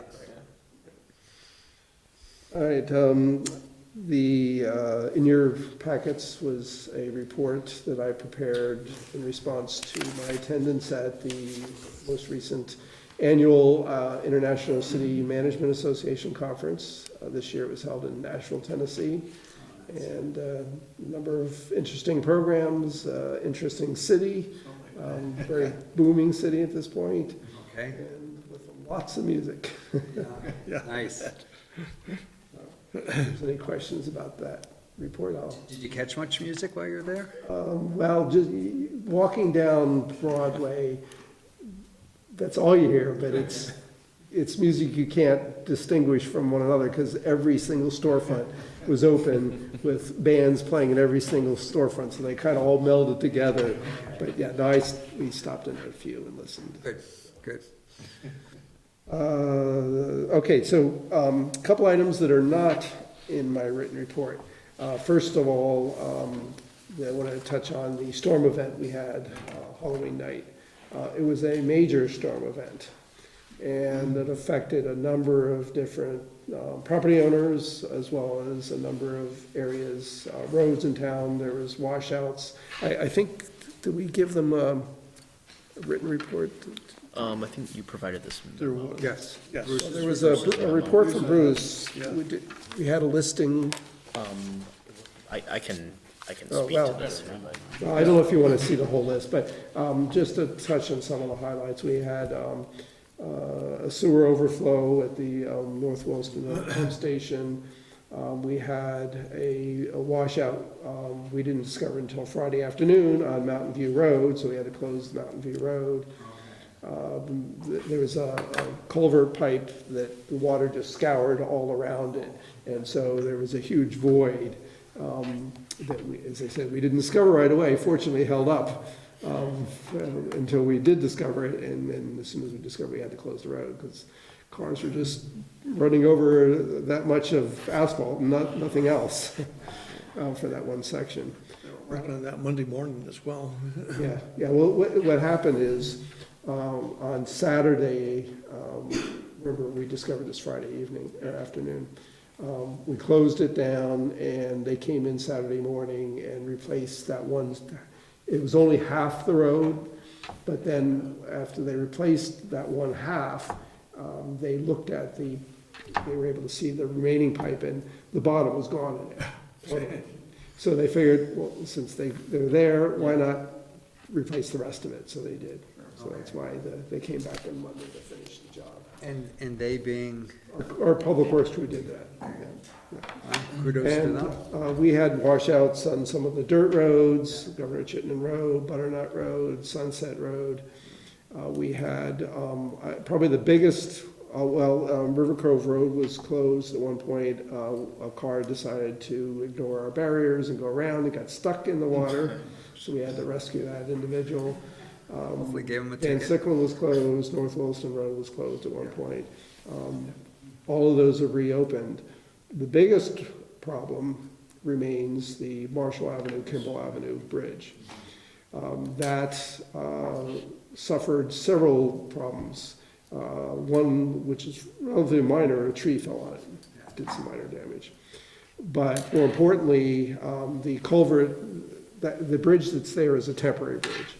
And it was put over an existing culvert, which is a large culvert that was damaged. Well, that culvert is washed out totally now. And so much so that the slopes leading up to the bridge abutments serving the temporary bridge were scoured away. So there isn't much between what is now a big free-flowing stream and the bridge abutments. And so another storm could just wash those out, potentially, and we could lose the bridge. So we figured it's not a safe situation, so we had to close the bridge. Keep in mind that this bridge is essentially owned by both Williston and City of South Burlington, so that decision is made jointly and in consultation with state officials. We did have one state official thinking that we could reopen it. We had another that said we probably shouldn't. We had already kind of decided that we agreed with Guy that said we shouldn't because, and again, South Burlington agrees with that assessment. It's just not a safe situation. So it's currently closed. It's currently closed, so we're looking to replace it anyway, as you all know, and it's been under design, the permanent bridge, and the design is close to being completed. So if we follow that schedule, we would be voting on it in March for the money, because it's going to cost Williston $1 million, and it's going to cost South Burlington $1 million, so it's a $2 million project. And if, assuming it's approved in March, then we would start construction in the spring of 2020 and probably, hopefully, complete it in the spring of 2021. So initially it looked like that might be when the bridge reopened. Wait, when might be when the bridge reopens? Spring of 2021. Now, that isn't necessarily the final word on this. The state is saying that they may be able to apply some federal funds to do some additional work to stabilize the bank and possibly reopen it sooner than 2021. This would involve perhaps moving the bridge temporarily, putting in some riprap, and I don't know what else would need to be done to stabilize the bank, but and then putting the bridge back. Now that's going to take some time too. We don't yet have an estimate on how long that process was going to take. We don't have any confirmation that is actually a viable option even. It's a suggestion that someone made, and it seems like something we should at least explore.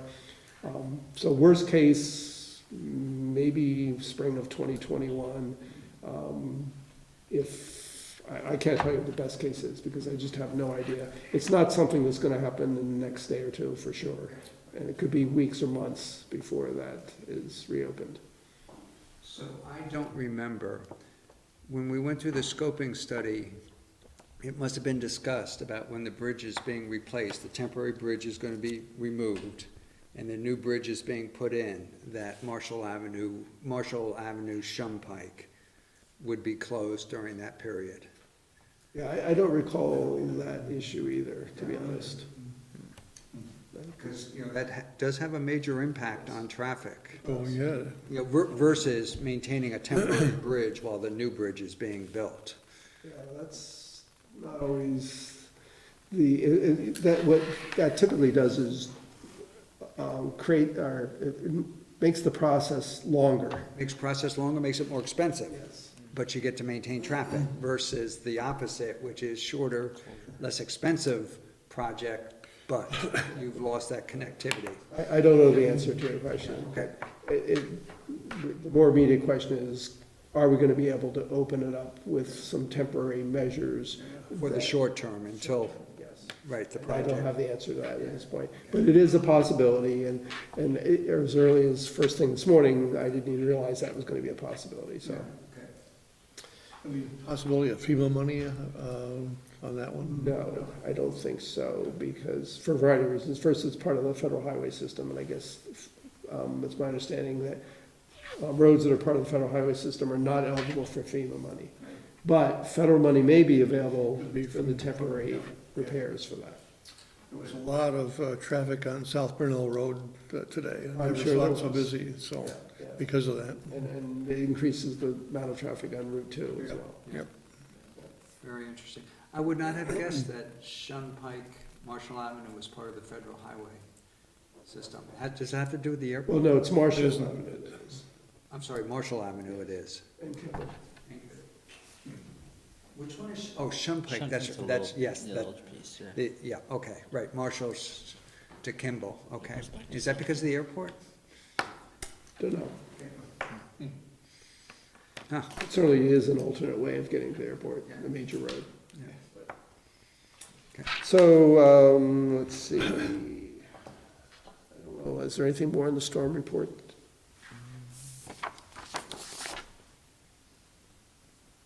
No, you hit all the bigger number of washouts. We are encouraging residents, if they had damage on their properties, to call Vermont 211, because those will all go into the tally if the event hits the federal aid money for a disaster declaration. So Bruce has told a number of property owners to report that damage. So it's a number they try to gather really quickly to get this declaration made. Yeah, okay. So I should call.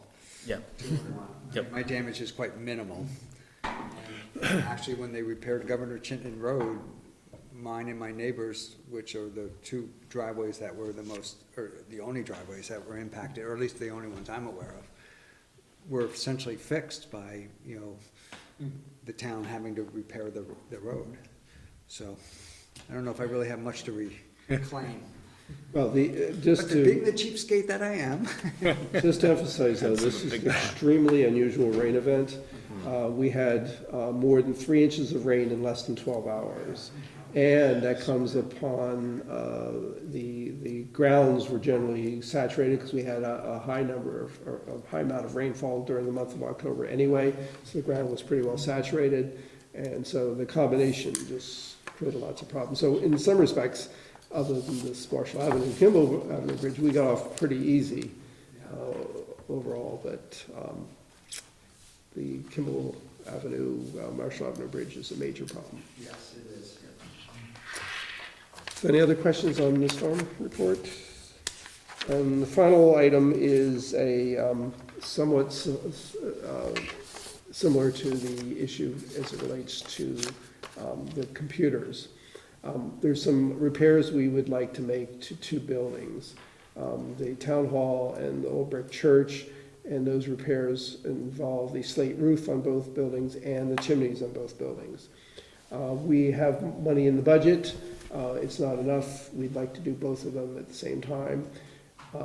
And we believe that if we do these repairs and continue building some money each year, a little bit, to each year do maintenance work on these slate roofs, we can put off replacing those for a long time. You may recall there is an item we've been kind of carrying in the capital budget, a significant item, for replacing both roofs, but we think we can get a lot more life out of those if we do regular routine maintenance on them. So the bottom line is, oh, here it is. The cost of repairs is $23,000. We have $10,000 of that we can take out of the old brick church. We have money in the budget for that. And then $13,000 would have to come out of our capital budget. And we have, I want to say about $30,000 in there for unanticipated building repairs. So it would come out of that fund. So we have adequate funds Yes. for exactly this type of expense, okay? So unless there's any objections, we will be moving forward with those repairs. Seems like a good thing to do, will save money in the long run. Right. And our plan is to get this done sooner rather than later, before the winter sets in. Okay, good. And the 13K was from, there was a name for that account, or? Well, several years ago, we created a fund in the capital budget to handle unanticipated building repairs. Okay. Rather than specifically budgeting for them, because you just never know what's gonna break, the boiler's gonna suddenly go on you, or something, well, in this case, chimney, which we probably should have anticipated, I guess, but, and the roof repairs, we've had several people look at it, but this one company seems to be really good at evaluating slate roofs, and so we're following their recommendations to do some preventive maintenance. Good. Okay, and that concludes my report for this evening. Okay, and other business, we have a catering permit. So this is for an event scheduled for November 20th, and the location is 400 Cornerstone Drive. It's a event that's going to be running from 5:30 to 8 p.m., and the caterer is Fluid Bar Service, doing business as Monkey House. We've had them before. Okay. And 400 Cornerstone, that's? It's, the business is O'Brien's Aveda Institute. Okay. Staff has no objections. Still indoors. So, yes. So is there a motion? So moved. Second. Sorry, that's the best I can do this hour. Any discussion? If not, all those in favor say aye. Aye. There's no opposition. Is there any other business before we call it quits for tonight? Well, good. If not, then we're adjourned. Good, thank you.